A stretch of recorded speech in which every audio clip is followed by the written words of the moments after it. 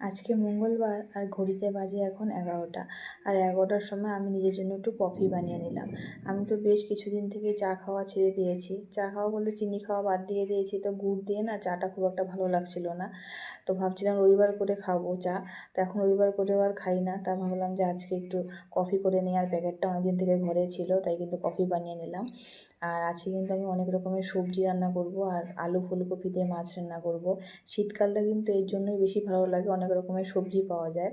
মানে সেটা আমার ক্ষেত্রে, কারণ আমি শাকসবজি খেতে খুবই বেশি ভালোবাসি। আর প্রথমে এখানে বেদুর জন্য একটা রুই মাছ রান্না করে নিলাম পেঁপে, আলু আর টমেটো দিয়ে। কারণ ও তো আমাদের খাবার খেতে পারে না, কারণ আমি একদমই ঝাল ছাড়া খেতে পারি না। আর এদিকে বেদুকে খাইয়ে দেবো আর তার সাথে সাথে আমি রান্না করব।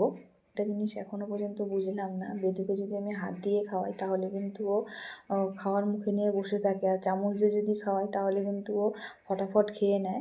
তাই কিন্তু চামচ দিয়ে খাওয়াবো, আর এদিকে আমি ফটাফট রান্নাগুলো করব। বেদুর খাওয়া হয়ে গেছে, ড্রেস পোশাক প্রচণ্ড নোংরা করে ফেলেছিল, তাই কিন্তু সব চেঞ্জ করে দিয়েছি। চেঞ্জ করে দিয়ে ওকে আমি বললাম তুমি এখানে বসে বসে খেলো। তাই কিন্তু ও খেলছিল। আর এখন বাজে কিন্তু 2টো।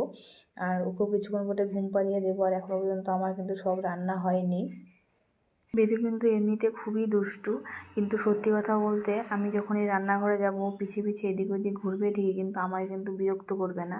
কিন্তু ওই আমার ভয় লাগে তো একটু, যে এটা হয়তো ধরে টান দিবে, ওটা হয়তো ধরে টান দিবে, এই জন্য কিন্তু ওকে আমি বকা দিই।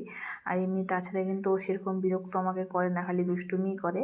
তো এইদিকে ওর সাথে খেলতে খেলতে আমার রান্নাও কমপ্লিট হয়ে গেছে। রান্না করেছিলাম মূলো শাক আর সব রকমের সবজি দিয়ে একটা চচ্চড়ি করেছিলাম, করলা ভাজা, আর রুই মাছের ঝোল করেছিলাম আলু ফুলকপি ধনেপাতা দিয়ে।